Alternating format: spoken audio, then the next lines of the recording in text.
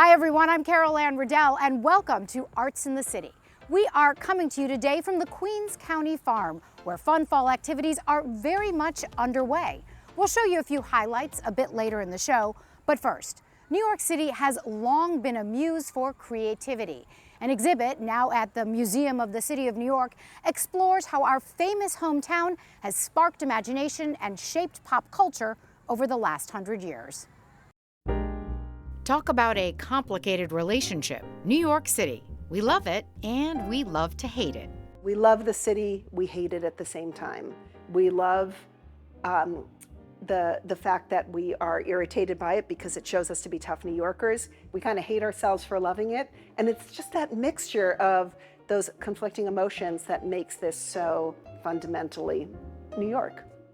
The exhibition, This is New York, 100 Years of the City in Art and Pop Culture, is now on display at the Museum of the City of New York.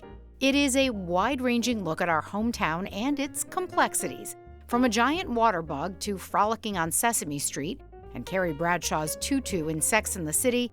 This is the good, the bad, and the uniquely in-between, where joy and struggle live side by side. Sarah Henry is the chief curator. New York, I think, has inspired so much art because it is the best place to observe the human condition, the human urban condition.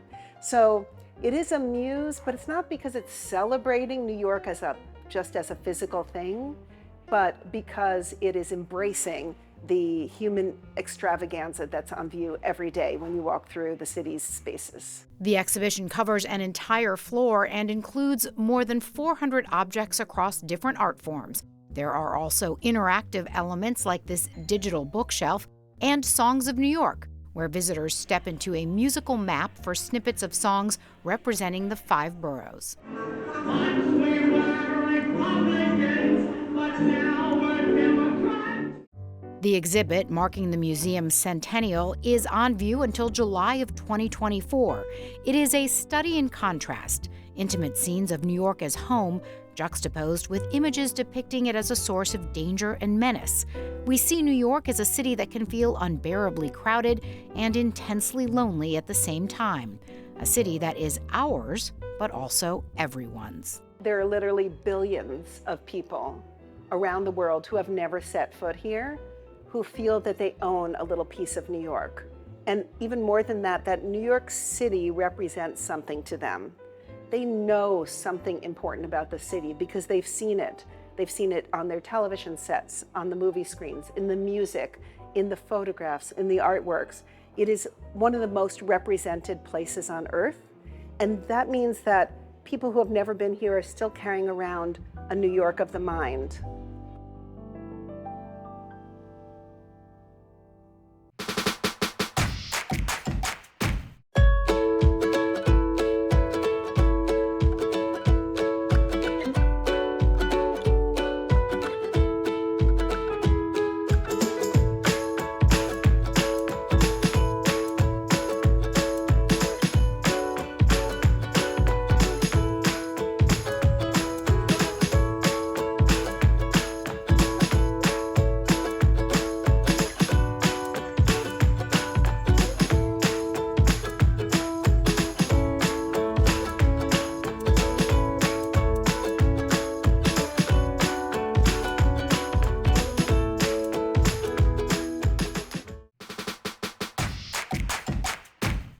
From movies inspired by New York to movies at a theater near you, our Neil Rosen has a preview of new films out this fall.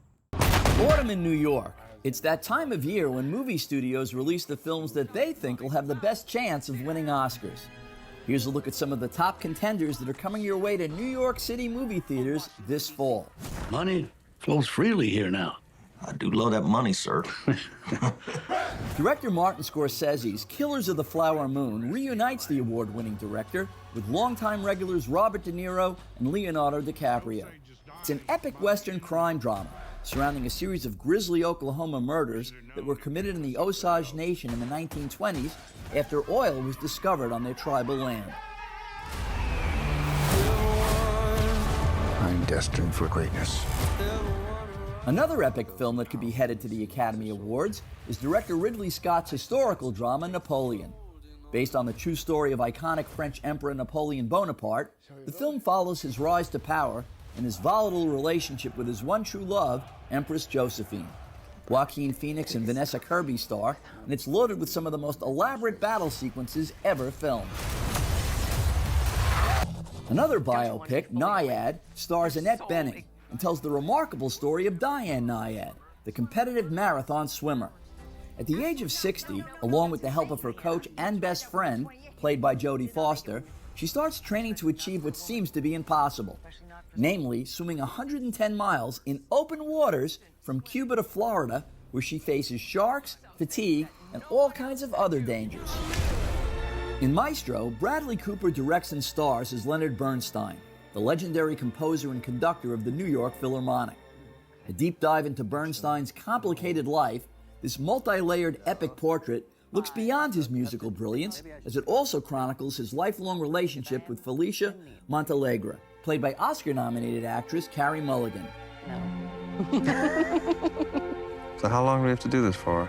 Oh, we need to build up a very strong connection. Rustin paints a picture of Bayard Rustin, the largely forgotten architect of 1963's momentous March on Washington. This openly gay activist challenged authority, never apologized for who he was and what he believed in. Coleman Domingo plays Rustin, and the film also examines Rustin's efforts to influence his friend, Dr. Martin Luther King, to adopt the policy of nonviolent protest. Chris Rock co-stars as NAACP leader Roy Wilkins, and Barack and Michelle Obama were executive producers. Do this, Dr. King. Own your power. In the film Made December, Natalie Portman plays an actress who travels to Georgia to meet the real-life woman, played by Julianne Moore, who she'll be playing in an upcoming film. 20 years earlier, Moore's character went to jail for having intimate relations with a 13-year-old boy. 2 decades later, this couple is now married and bracing for their twins' high school graduation. Based on the real-life notorious tabloid scandal that gripped the nation, the movie is directed by Todd Haynes. What would make a 36-year-old woman have an affair with a 7th grader? The Holdovers reunite Sideways director Alexander Payne with the star of that film, Paul Giamatti. Playing a curmudgeonly instructor at a 1970s New England prep school, Giamatti is forced to remain on campus during Christmas break with a handful of students who have nowhere to go and hate his guts. Gradually, over the course of the holidays, the student-teacher relationship begins to change. You know, he used to be a student, right? Yeah, that's why he knows how to inflict maximum pain on us. Even though it's early in the season, Emma Stone's chances of winning an Oscar look good for her performance in Poor Things. A Frankenstein-like tale, Stone's character is brought back to life by a brilliant, unorthodox scientist played by Willem Dafoe. Bella, this is Mr. McCandles. Hello, Bella. Hungry to learn about life, she runs off with a weird lawyer played by Mark Ruffalo on a wild adventure that spans numerous continents. There's many other movies on tap, and if you can't make it to New York's movie theaters, some of these films will eventually be streaming. But if you can, get out there and see what our city has to offer on the big screen. For Arts in the City, I'm Neil Rosen. When you think of the Revolutionary War, do you think of New York City? Many people don't realize it, but our hometown played an important role in that time period. Mike Gilliam heads to Lower Manhattan for a tour of our forgotten revolutionary history. It's called the NYC Revolutionary Trail Tour, and it's designed to bring a bit of rich New York City history to tourists and people living in the city. The story of New York's unexpected lurch into the revolution begins here, at the Battery, where the cannon outside Fort George once stood guard over New York City's harbor. Until the mid-1700s, New York was just a fledgling outpost in the British Empire. Peter Aigner is the director of the Gotham Center for New York City History at the CUNY Graduate Center and heads up the project. The tour, which is narrated and can be accessed on a smartphone, lasts 90 minutes as participants make their way around Lower Manhattan. But part of the challenge is showing the city's history when so many of the landmarks no longer exist. So part of the challenge that we have in New York is where the old city was are now a bunch of giant skyscrapers. it's hard when you're coming here as a tourist or as a resident to sort of hear about this history and sort of imagine the way things are and sort of really understand the landscape. So with our project, what you would eventually be able to do is to tap on your phone and actually see the historic landscape of the city, right? And to interact with some of the characters, right? So Alexander Hamilton might be walking by, or Isaac Sears, or any of the sort of characters that we profile. Over the years, New York has kind of let Boston and Philadelphia lead when it comes to Revolutionary War history, and many think that all of the action was in those two areas. But Aigner says nothing could be further from the truth. The problem here is many of the landmarks were destroyed by fires and demolition. The history is here, you just need to know where to look. Okay, so City Hall Park, you got a lot of stuff here that we can talk about, right? There's so much going on here. This is one of the major sites of rebellion in the period before the war, before the revolution, right? What we're walking up to here is the Liberty Pole, right? This commemorates 5 poles that actually went up during this period when the city is just beset with constant protest and riots. The poles were a symbol of protest against British rule. If you're not thinking about it, it's very easy to miss a lot of the historical sites around New York City. Take, for instance, this one right here. This is marking the British soldiers' barracks just outside of City Hall Park. When we talk about the history of New York City, it's very easy to glorify all of this, to say this is great. This is not so great for African Americans, right? No. What is interesting about this period for African Americans is that we see them lining up on both sides, right? So there are actually upwards of, I think, 8,000 people who joined the rebellion, and they served far longer actually than white Americans in the rebellion, in the Continental Force, right? So actually, they're a huge, huge part of that story, of the founding of the nation, right? And they play key roles. So another one of the locations here is Federal Hall, okay, right here off Wall Street. What is the significance of it? So this would have been the capital for the city and the colony during the colonial period, right? Okay. And then afterwards, it's reborn when New York becomes the first U.S. capital. So this is where the Congress meets, right? This building gets redesigned, Lafayette comes in and gives us this brand new sort of beautiful building that you see. This is where Washington is sworn in as the first U.S. president. Trinity Church is also featured on the tour and includes the grave of Alexander Hamilton. You can sample the current app by logging on to the NYC Revolutionary Trail Tour at home or while taking the tour. I'm Mike Gilliam for Arts in the City. New York is a mecca for fashion designers, and one of them is using her talent to give used Barbie dolls a makeover. Donna Hanover shows us how the restored toys become treasures for immigrant children. Discarded Barbie dolls are a little sad until they reach the hands of fashion designer Barbara Lakin. She grew up in the UK and got her training there. She's worked for big names like Donna Karan and Coach, but now she uses her artistic skills to rehab Barbies and sew new outfits for them. Barbies are actually all different shapes and sizes. The modern ones are a lot more athletic, so I actually have to, it's almost like couture, it's made to measure. These dolls have a special destination. They go to children at the Little Shop of Kindness, a free store run by volunteers to help clothe immigrant families. A ver. ¿Te gusta? Okay. Barbara has volunteered here at the Little Shop of Kindness since it opened. In fact, she used her knowledge of fashion to help design the layout for things like the baskets and the rolling racks. Barbara is such a character. She's just so lovely. There was a kind of a discarded doll that had no clothes and was kind of messed up, and one of our volunteers said, "Oh, we're going to get rid of this." She took it and said, "No, I'm going to clean this doll up and give her some clothes," and that was the beginning. Ilse Thielman is the director of Team TLC NYC, which runs the free store. She says giving people the chance to choose items they like is important. It can be soul crushing to kind of feel like a charity case all the time. To have this this dignity of you're a shopper, you're choosing, you're trying on, people are treating you like a valued customer. It makes a difference. It really does. She says Barbara's creativity has made a difference too. And she started doing this really lovely thing where she would cut the sleeves off long sleeve shirts and make them into short sleeve shirts. Take that fabric, make a dress for a Barbie, make a scrunchie for a little girl's hair, and give the whole kit, the shirt, the Barbie with the new clothes and the scrunchie to a father and daughter combo. In this case, with Mom Maria standing by, Nicole and Francesca Romero got to choose their dolls, and Big Brother Luis modeled the shirt for their dad. The dolls Barbara starts with often need some TLC. Well, usually they need a good scrub and they need to get their hair washed and combed. What are you thinking when you're designing and sewing the dress? Well, usually I try and pick the fabric that matches the skin tone of the doll. And then I also use this elastic, which is for the upper part and the underwear. One of the reasons why a lot of the Barbies donated are naked is that those clothes are very fiddly. The little girl takes the dress off and she can't get it back on again. So the way I make them with elastic, it's actually a bit easier to take them on and off. Barbara buys packs with lots of Barbie shoes online so she can match them to the outfits.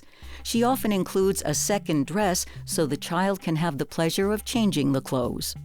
A lot of these children have been through all kinds of trauma, so to have something to hold, it's not on their radar, the whole Barbie mania right now. They just like dolls, and the Barbie dolls happen to be a perfect size to give to an immigrant because they arrive and they're staying in shelters and they have very little space. So a Barbie or a Skipper, who's a younger sister, are like a good size to give them. Since word got out about her work, many more used Barbies have been donated. But Barbara says what's really desperately needed is financial help and school-age clothing and shoes for the children themselves. As she sews, Barbara finishes some of the seams with what is called a zigzag stitch so the fabric doesn't fray. I don't want these dolls' clothes to fall apart. And they got to withstand a wash and a play. A lot of play. A lot of play, hopefully, yes. I'm Donna Hanover for Arts in the City. Since we visited the Little Shop of Kindness, sadly the store had to close because of damage from flooding in our recent storms. But they do hope to reopen soon in a new location. Check out their website for more. Also, opening for a limited time, Day of the Dead Live at the Brooklyn Art House. Here's a preview.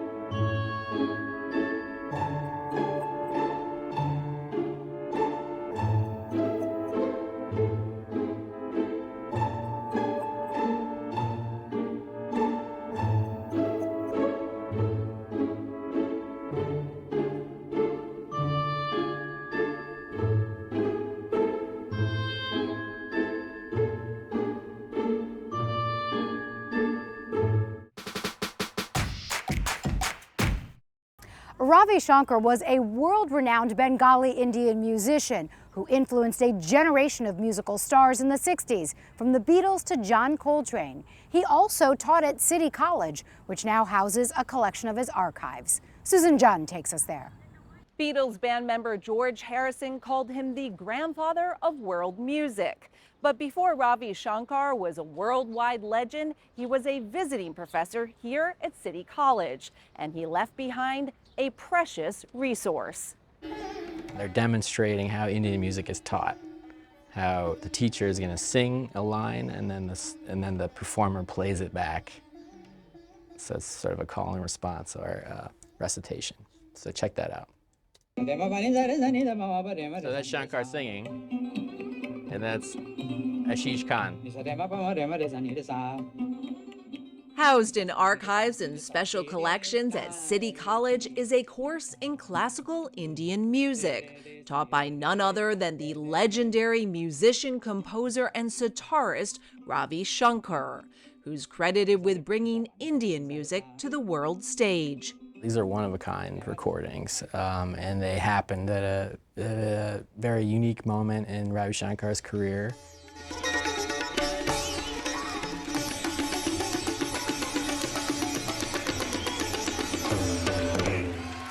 He had just performed at the Monterey Pop Festival in the summer of 1967, or the Summer of Love. which is really sort of his introduction to the West in a popular culture sort of context. And from then on, his career kind of skyrocketed. So when people heard that he was teaching at City College and that the class was open actually to anyone who wanted to attend and just listen along, there was about 400 people who filled the hall to hear the first few lectures. That was the fall of '67, when Shankar was invited to teach as a visiting professor at City College by close friend and professor Elise Barnett. The chair of the music program had asked Professor Elise Barnett, who had a specialty in Indian classical and Asian music, to find the best Indian musician that she could find to teach a full semester-long course on the theory and practice of Indian classical music. It was Professor Barnett's inspired idea to preserve the teachings of the 4-time Grammy winner by recording them on reel-to-reel audio tapes. CCNY then collaborated with the Ravi Shanker Foundation to obtain a grant from the Grammy Museum Foundation to preserve the tapes. It's not an hour-long sitar concert. It's Shankar explaining, and his passion for the history of this music comes through, because he goes very deep into the origins of this music and the history of India and the people. The recordings are of his lecture presentation and his performance of musical excerpts where he's making certain points about certain rhythms and musical phrases within tropes within Indian music. We can immediately recognize a raga, and the recognizable feature of Hamir is ga ma dha ni pa ma pa ga ma dha. This always is repeated as the main feature. And I mean, this clip right here speaks to the importance of sound recordings when teaching this kind of music and any kind of oral tradition. You need to hear it. You can't just read it off a page, you know. An amazing resource that wasn't only available to students. You would have other performers and practitioners of Indian music that would show up just to listen in. For example, like Colin Walcott, who went on to create sort of his own genre. It's called Indo-Jazz with his band Oregon. He would attend every one of those lectures. A lot of behind-the-scenes legwork went into supporting this class with a curriculum that included a phenomenal Indian classical record collection that's still accessible to students, along with the Shankar recordings, which are available throughout CUNY. When you walk into a library, you should be able to stream the recordings and see the scanned print materials that were handed out in the class. So you could sort of run through and teach yourself these lectures if you wanted to. The recordings are also available to community members. So if you live in the neighborhood, you can become a friend of the library to get courtesy access to lessons from a legend. For Arts in the City, I'm Susan Jhun.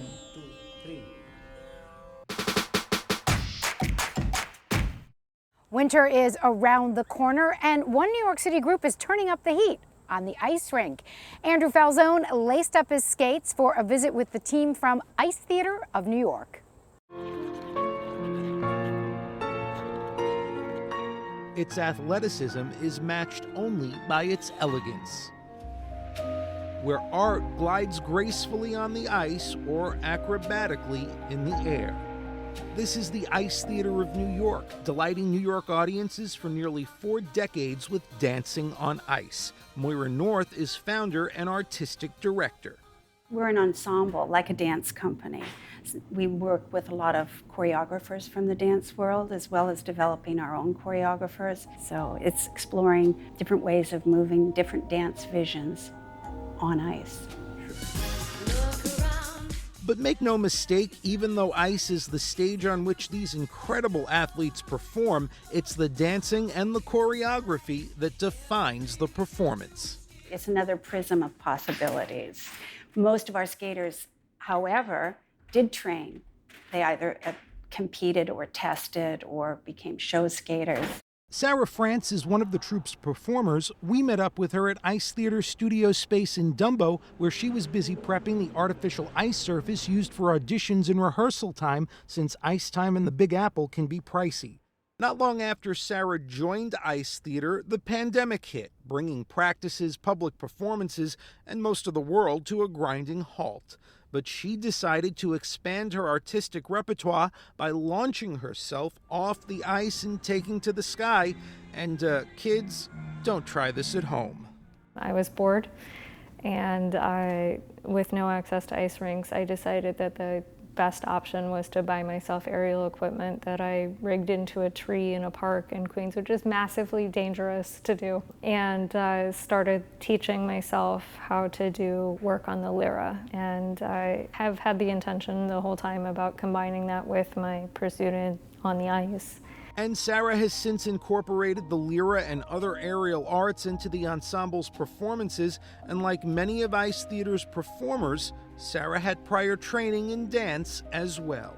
Both dance and skating require you to be an artist as well as an athlete. So there's a lot of similarities between the two, and almost every skater that is good at skating cross-trains dance. I don't believe that the similarity goes the other way, where most good dancers train in skating, though. But in a city of over 8 million people, we managed to find one spectacularly accomplished dancer who does cross-train on the ice. Dancing since the age of 9, Colton Krause graced the cover of Dance Magazine during the summer of 2023, and right before that was part of the all-star cast of the Broadway revival of Bob Fosse's Dancin', where Colton performed 2 of the legendary choreographer's better-known pieces, the trumpet solo and Spring Chicken. Add to his credits both stage and screen versions of Cats, and you've only scratched the surface of their talent. Like Sarah's adventures with the lyra, Colton started figure skating as a pandemic passion project. So during the pandemic in 2020, I moved back home, and it was when I saw Yuzuru Hanyu. It was his technique, it was how fluid his movements were, and the athleticism of it all, but without making it look athletic, and I think that's something very common in dance. And according to Colton, the ice offers something that dance does not. I remember the first time stepping on the ice too, and like feeling the wind. I've never felt that wind on my face while I was moving in like a graceful way. After a quick warm-up, it was time for Sarah and Colton to lace up. With Moira watching on, Sarah showed Colton some new moves on the synthetic ice surface. Then they took to the air. Colton's incredible dance skill helped them quickly absorb the lyra and pull off techniques that require advanced athleticism. And even the less athletic among us couldn't resist the opportunity to go airborne, but the pictures give me more credit than I deserve. It's the video that tells the whole very shaky truth. I survived. And perhaps that's what ice dancing is really about. Whether you're a world-class athlete or a weekend warrior, it's about pushing your limits, friends, and fun. If you'd like to check out an Ice Theater performance, the skating season runs from October to May, and you can find their skate schedule on their website at icetheater.org. I'm Andrew Falzon for Arts in the City. That is our show for today. Thanks so much for joining us. A quick reminder to check us out on social media. We'd love to hear from you. I'm Anne Riddell. See you next time on Arts in the City.